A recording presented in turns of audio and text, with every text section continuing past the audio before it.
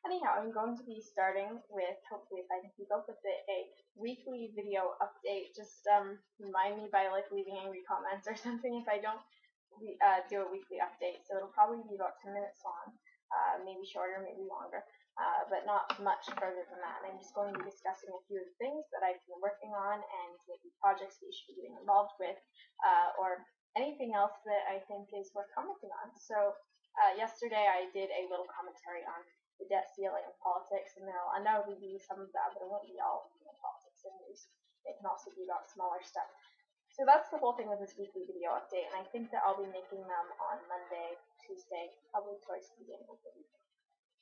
So the big thing that I've been working on is something called TEDx Redmond, and for those of you who don't know what TED is, TED stands for Technology, Entertainment, and Design. It's this nonprofit that's very prestigious, but it's most famous for its annual conference. Actually, conferences, they take place in California, England, various places around the world. And then they take the videos and post them online for free for everyone. And so really millions of people go to TED.com to get their daily dose of inspiration, learning, humor.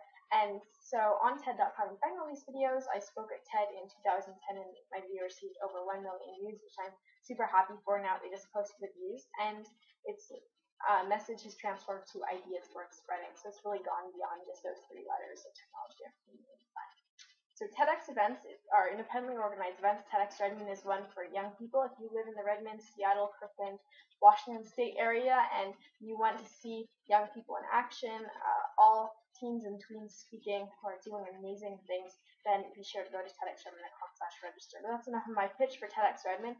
I'm going to be telling you a little bit more about the personal stuff behind it. So this is our 2nd year. Last year was really amazing. We didn't have very many people on the committee, so it was a lot of hard work just from everyone involved.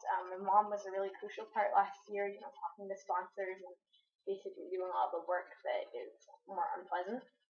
But we are, this year, we have quite a lot more helping hands. We have, I think, 16 people on the committee, and we meet about every month. Now we're meeting a whole lot more as the event grows closer, and we've received a lot of attention, luckily, from the media and from various people in the community for the work that we're doing. So TEDx Redmond, it's been a big journey for me. Right now, our biggest struggle is finding sponsors, and currently all of our funding really comes from support from the parents and students attending.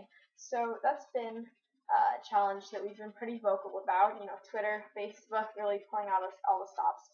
And if you know anyone who could help out with that, then you're more than welcome to. But it's definitely taught me a lot. There's something to that saying that everyone gets annoyed at, that what doesn't kill you makes you stronger. And I think that when it comes to planning an event, when you actually don't have sponsors just, on their hands and knees begging at your door to allow you to sponsor them, then it requires you to learn a lot about calling up people and not being afraid of that, or digging up folks' emails from corporate press releases. I know that this makes me sound incredibly like a stalker, but looking up people on Facebook, where they went to school, and trying to gauge if they would be interested possibly in your event. So there's a lot of stuff that we learn from struggling, and I'm extremely privileged that I have this opportunity to make the event in the first place. It's also driven us to look more locally for speakers, which has allowed us to unearth a whole lot of talent in the whole Washington State area, whereas before we might just instantly, whoever's obvious, whether they're in whatever part of the country we're in. And so we still really want to get the best and brightest of speakers, but we're also looking locally more. So definitely it's taught me some things. Planning an event is a whole lot of fun, but also a whole lot of work. So there's the first 2 parts of this video, the weekly video update, the same thing, and also TEDx Redmond. So tedxredmond.com. I know I've said that 100 times already.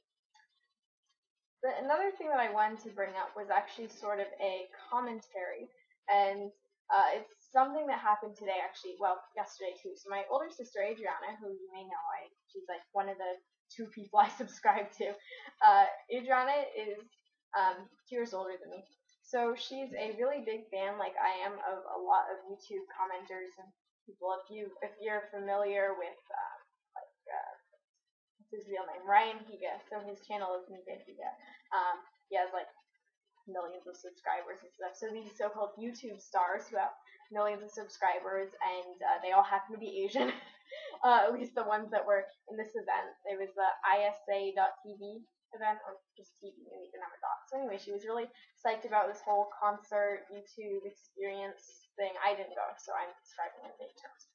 Anyhow, it sounded like a lot of fun. Everybody had giant glow sticks and was cheering and standing room only. Personally, not really my cup of tea, but Adora was really into it. But before we would let her go and consort with such hooligans, I don't really talk with the guys.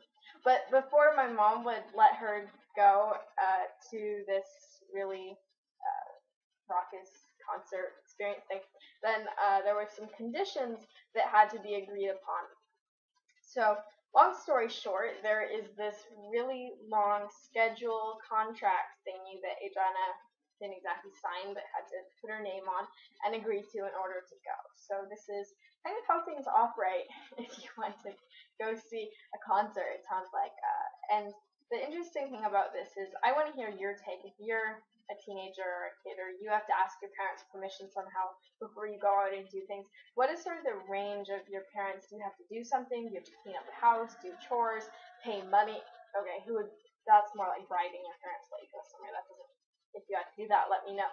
Just put in the comments, what do you have to do in order to let your parents go, in order to get your parents to let you to go out and do something fun. So for my sister, it means agreeing to a schedule, agreeing to do the work that she was supposed to do, essentially producing something and not, sleeping all day.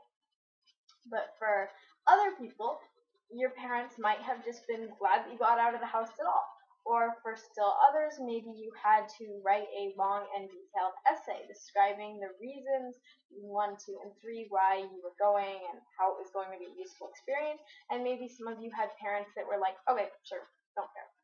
So where were your parents on that range, or where are your parents? Do you have to beg and plead on the floor, or do you just walk out the door without even letting them know?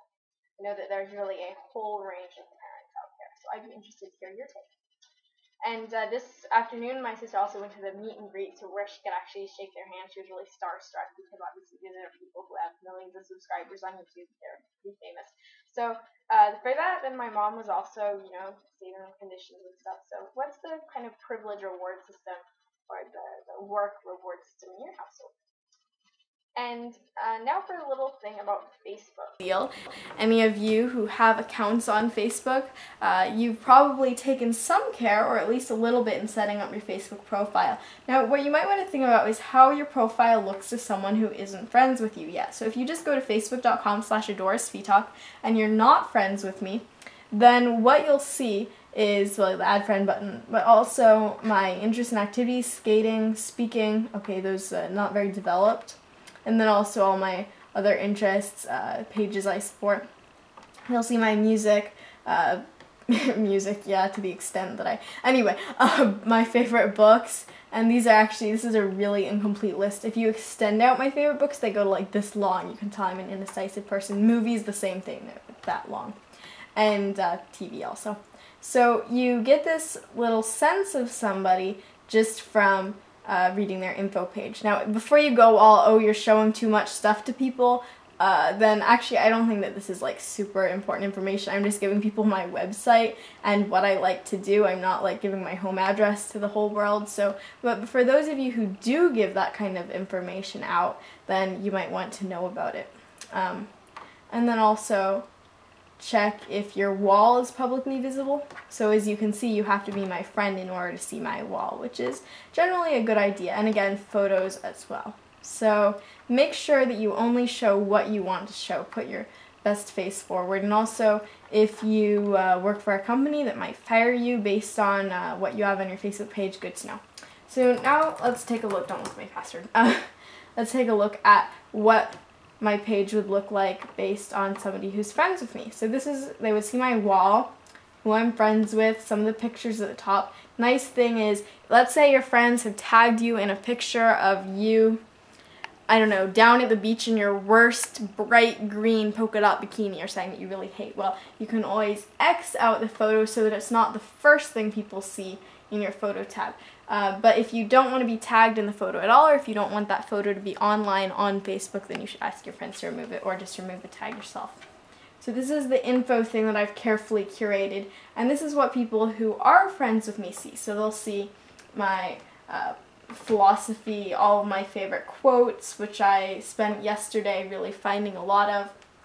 And I think that by changing your Facebook profile to sort of reflect the side of you that you want people to see, then it's interesting to see how perceptions change. So for instance, what would you think of me if under people who inspire you, I have like J.K. Rowling, Emily Dickinson, Edna St. Vincent Millay, Andy Rooney, Eleanor Roosevelt, etc., etc. What would you think of me if I put Charlie Sheen under people who inspire me? Okay, would that be drastically different as opposed to me putting Andy Rooney? Or maybe you see Andy Rooney and you're like, how are you inspired by Andy Rooney? He's a 90-year-old dude. He keeps on complaining about stuff, okay? But that is maybe inspiring me. So, you learn a lot about a person, but at the same time, it's important to take everything with a grain of salt, because I'm not going to put, let's say, for instance, that Eminem is I'm a big fan of Eminem, which I'm not, by the way. I can't say his music, but more on that later. If I put Eminem under my favorite music things, would you think I was a really violent kind of person because of,